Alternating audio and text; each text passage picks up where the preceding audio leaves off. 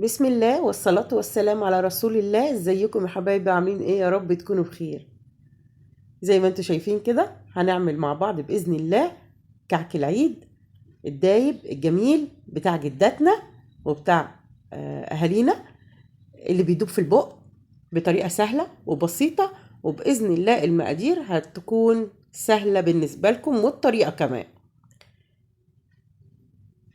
زي ما انتوا شايفين كده الكعك شكله يفتح النفس، حاجة كده في منتهى الجمال. بسم الله ما شاء الله. يلا ندخل على المقادير ونشوف هنعمل ايه. انا هعمل 2 كيلو من الدقيق. ال2 كيلو انا جايبه لهم نص كيلو من العجوه. تمام. قبل ما هبدأ شغل لازم اجهز للحاجه اللي انا هعملها علشان الدنيا تبقى سهله معايا والشغل يبقى سريع وما يبقاش فيه باذن الله اي عطله ولا زهق.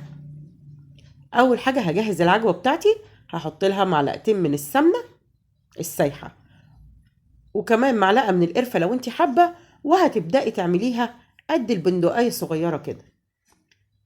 هتشكلي الكمية كلها وتركنيها على جنب، وبعدين تبدأي شغل في الكعك بتاعك. كده الدنيا معاكي هتبقى أسهل بكتير. بالنسبة للكعك بقى هنحضر الخميرة بتاعته. الأول هنجهزها في نص كوباية من المية، هنحط 3 معالق من السكر ومعلقتين من الخميرة الفورية كبيرة. هنقلبهم ونركنهم على جنب لحد ما نجهز الدقيق بتاعنا.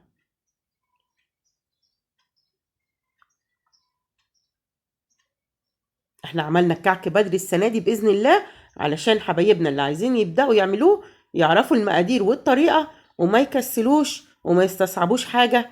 كل حاجة بإذن الله هتبقى سهلة وجميلة، حتى لو هتجيبي كيلو وتعمليه وتفرحي بيه ولادك. طيب أنا ال2 كيلو من الدقيق حطيت لكل كيلو منهم 600 جرام من السمنة المقدوحة. تمام، يعني 3 مجات من المج بتاع الشاي، 3 مجات من السمنة. لو انت عايزة الكعكاية تبقى دايبة معاكي وجميلة، عايزاها تبقى أجمد من كده شوية، يبقى انت كيلو الدقيق هتحطي له بس نص كيلو من السمنة السايحة. طيب على جنب حطيت حوالي 5 أو 6 معالق من السمسم، ويا ريت السمسم تكوني جايباه مش متحمص. هتحطي له بقى كبشة محترمة كده من السمنة وتبدأي تقلبيه في السمنة لحد ما ريحة السمسم تطلع معاكي، هيبقى في منتهى الجمال.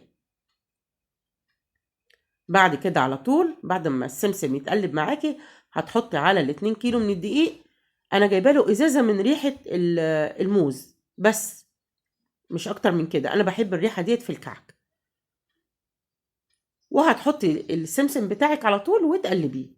الدقيق هنضيف له نص معلقه من الملح وازازه من ريحه الموز او ازازتين لو حابه، وخلاص كده مش هنضيف عليه اي حاجه تاني.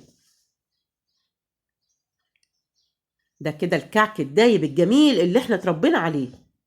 سيبك بقى من كعك المحلات و اللي هو الكعك الزبدة الباردة والكلام ده، ده كله ما بيعيش وطعمه اساسا مش بيبقى حلو.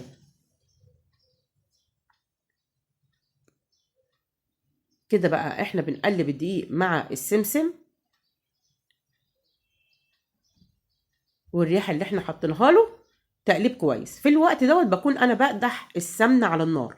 يعني ايه بقدح السمنة؟ طب وهعرف ازاي السمنة اتقدحت ولا لأ؟ كمية السمنة اللي أنا هحطها على النار تسخن معايا، هرمي فيها حبيتين من السمسم. أول ما يطلعوا على الوش كده السمنة بتاعتك في منتهى الجمال. شايفة الدخان؟ كده السمنة اتقدحت وجميلة جدا. بس ابعدي وانتي بتحطيها على الدقيق علشان لا قدر الله ما يحصلش أي إصابات، يعني لأن لسعة السمنة مش حلوة. هنقلب بقى بمعلقة خشب زي ما انتي شايفة كده وهبعد عنها تماما. لسه ما حطيناش الخميرة ولا حطينا اي حاجة تاني، بنقلب السمنة مع الدقيق والسمسم. زي ما انا قلت لك دول 2 كيلو من الدقيق، تقدري تقسمي المقدار على 2 لو انت حابة تجربي في كيلو. الطريقة دي ناجحة والمقادير مظبوطة، اعمليها واتكلي على الله، بإذن الله هيطلع معاكي أحلى كعك ممكن تاكليه السنة دي بإذن الله. زي ما انت شايفه كده بنغلف الدقيق كله بالماده الدهنيه. بصي لحد دلوقتي مش قادره احط ايدي فيها.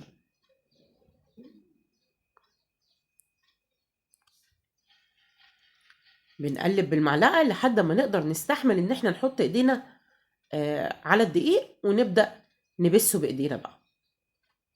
بعد ما بتقدري تحطي ايدك بقى خلاص كده في الدقيق، هنضيف الخميره بتاعتنا. زي ما انت شايفه كده الخميره بسم الله ما شاء الله شغاله وزي الفل.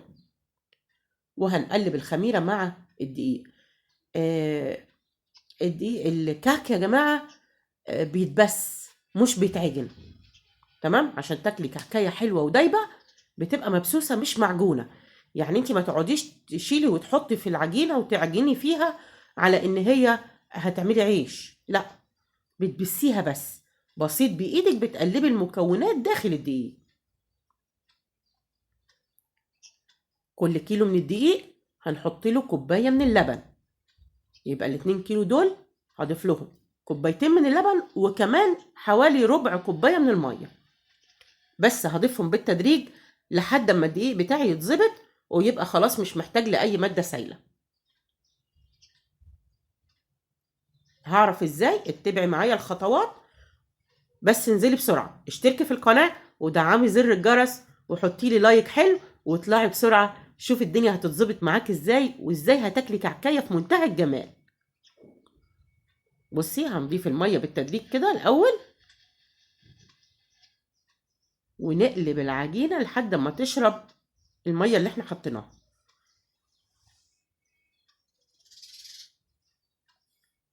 مش بعجنها، ببسها بس. انا باكد على الحته دي يا جماعه علشان تاخدي كعكايه في منتهى الجمال. تدعي لي.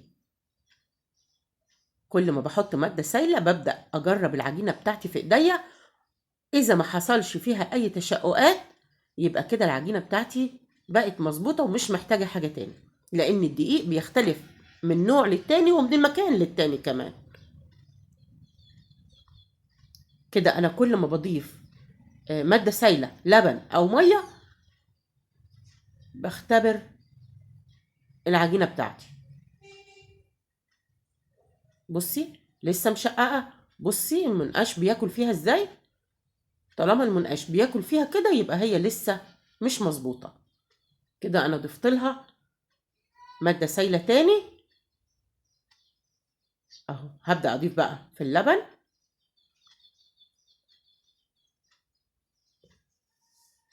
وندخل اللبن في قلب العجينه بتاعتنا ونجرب الدنيا عامله ايه.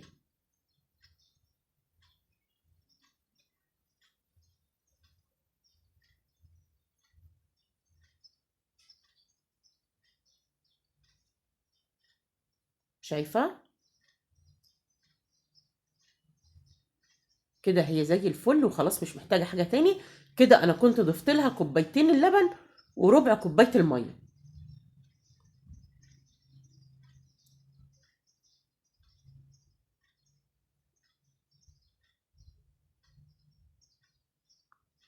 شايفه جميله ازاي؟ مفيش تشققات. المنقاش هيبقى ماشي فيها زي الفل. شايفه كده العجينه بتاعتي في منتهى الجمال. هتاخدي كعكايه دايبه وحلوه جدا. بسم الله ما شاء الله زي الفل. انقشي بقى وشكلي انتي وحبايبك زي ما انتي عايزه. طبعا اليوم ده بيبقى يوم يعني الولاد مش بينسوه، لان كله بيشترك وكله بيعمل نقاشات وبيحب يشتغل في موضوع الكعك ده. عندي الولاد بيحبوا اليوم ده، واحنا صغيرين كنا بنحب اليوم ده جدا. احنا مجهزين العجوه بتاعتنا. هنبدأ نقطع كمان العجينه كلها بنفس الحجم ونركنها وناخد منها بقى متقطع عشان الولاد ما يعملوش واحده كبيره وواحده صغيره. بتقطعيها انت كده بايديكي وتحطيها على جنب والولاد يشتغلوا فيها معاكي. خدت العجينه اللي انا مقطعاها وحطيت فيها آه العجوه كمان اللي انا مجهزاها، وعلى طول هبدأ انقشها واحطها في السجان. كده انا بختصر في نص الوقت اللي انا بشتغله. شكليها بقى بالطريقه اللي تعجبك.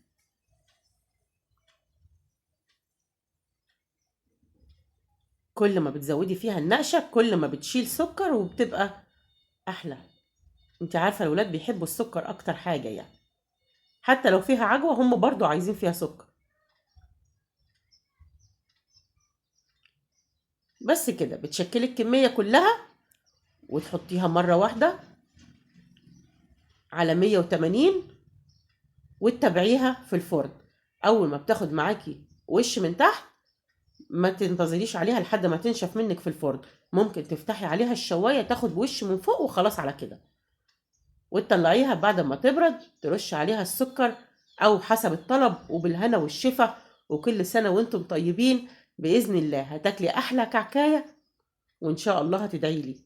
بس ما تنسينيش في اللايك والشير والسبسكرايب وتفعيل جرس الإشعارات علشان بإذن الله يوصلك كل جديد. شايفة؟ حاجة كده في منتهى الجمال، والطعم كمان حكاية.